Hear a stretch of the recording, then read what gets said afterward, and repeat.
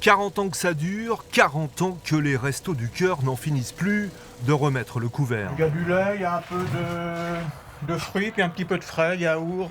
En Ille-et-Vilaine, Bain de Bretagne est l'une des 16 antennes de l'association lancée par Coluche. Ici, la distribution a lieu tous les mardis, toute l'année. 25 bénévoles à se retrousser les manches pour accueillir en moyenne une centaine de personnes chaque semaine.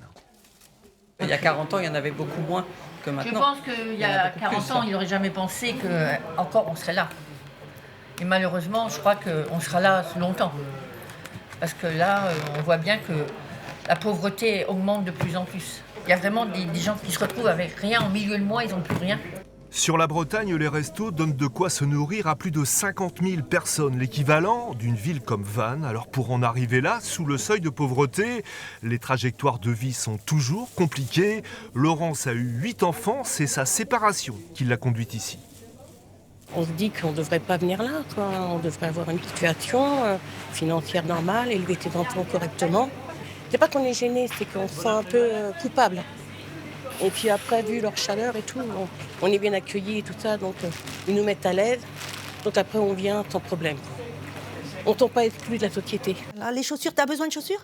Cet hiver, les restos ont choisi de donner un coup de pouce supplémentaire aux familles monoparentales et aux très jeunes enfants, 130 000 accueillis l'an passé.